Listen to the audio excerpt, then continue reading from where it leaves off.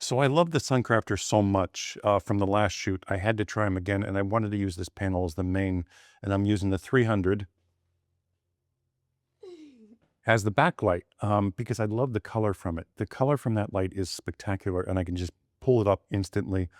And plus, I have that camera. I can pull it up that way as well. Now, I'm not going to pull anything up on her because all she's wearing is black.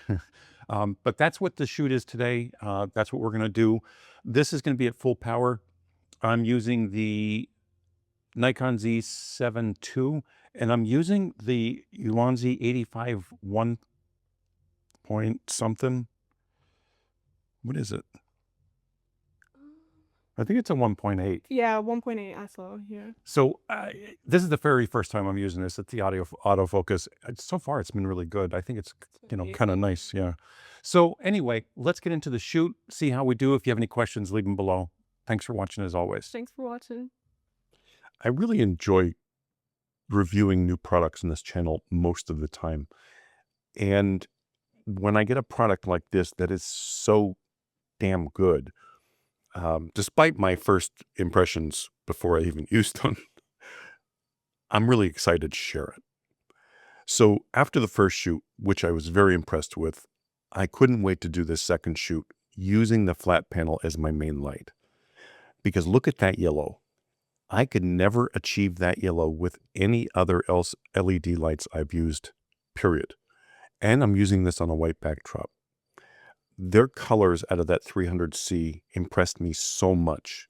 Now, fine, it's a great 340 watt light for a main light in a softbox, but a lot of people don't have room for a giant softbox.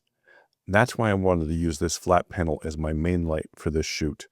And I'm using the 300C as my backdrop light because the colors out of it are spectacular. It's not the most convenient size for a backdrop light. I have to hide it behind my subject. But when I'm getting this result out of a cob light in color mode, RGB, I'm just thrilled and couldn't wait to do this video.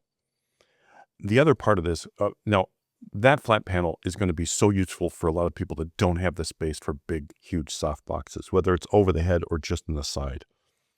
I'm just throwing a V-flat in, by the way, just to, fill in some shadows on the left side.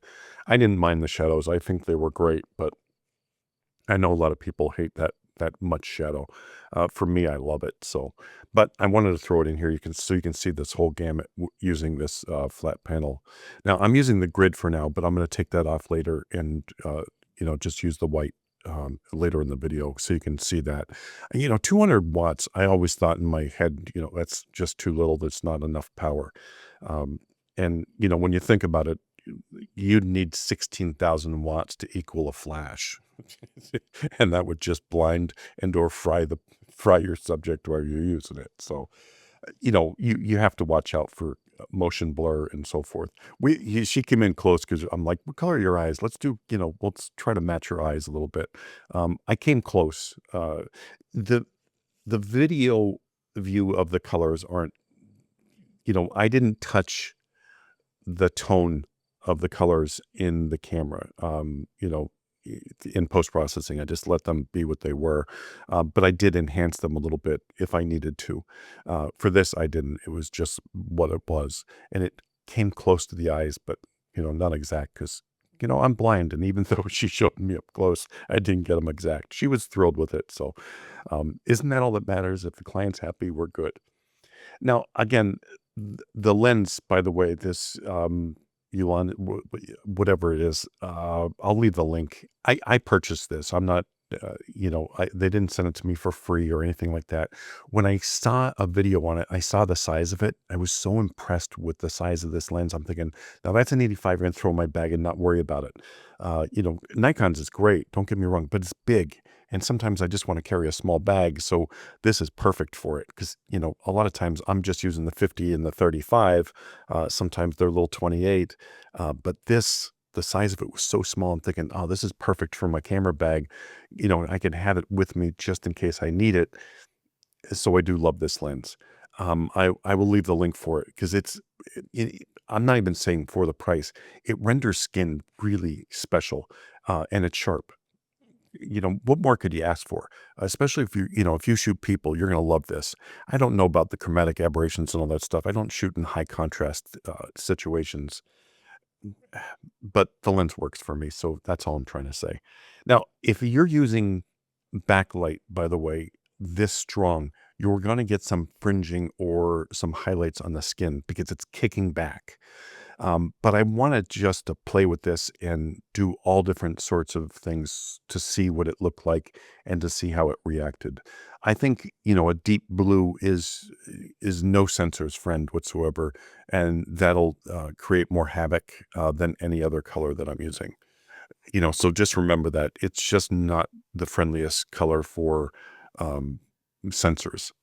Same thing with red. If it's a bright bold red, sensors have an issue with that as well. I always had the issue with it when I'm shooting live concerts and so forth. They throw red on, I think, just to piss off photographers while we're shooting. Now, I use in the app itself that that you can pick up with the camera. You just point the phone at something and it'll pick up the color and change the light automatically to that color.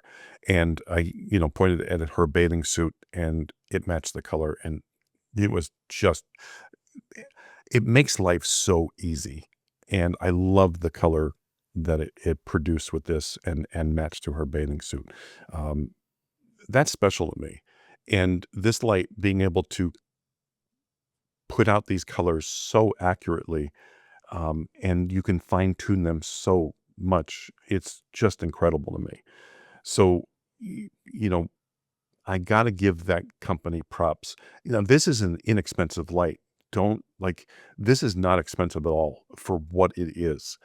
I think, when I first got this, I think it was like $499, but then I looked on Amazon and it was like $399 plus a discount on it. And that's for the 300C. It's lightweight and plasticky. Don't get me wrong. It's not something that a pro would use on location everywhere, but it's well made. It works. I don't think you'd ever have a problem with it in studio unless you drop it. I don't know. I just don't. I take care of my equipment, and so that isn't even an issue for me. The panel itself, other than that green trim they put on it, and that horrible picture logo they have on the other side of it, it's fantastic. Now I'm going to do a white, high key kind of look.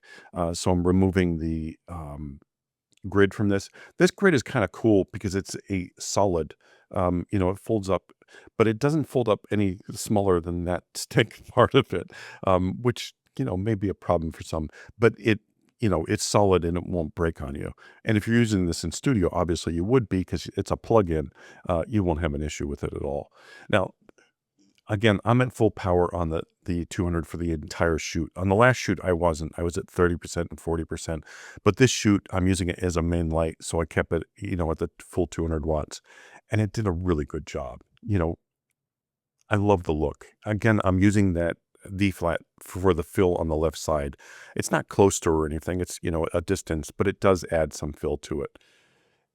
And that backlight's spectacular. That's probably at maybe 50%, the 300 watt behind her. And I don't have a reflector on it or anything. I just took the reflector off. It's a bare bulb pointing at the backdrop.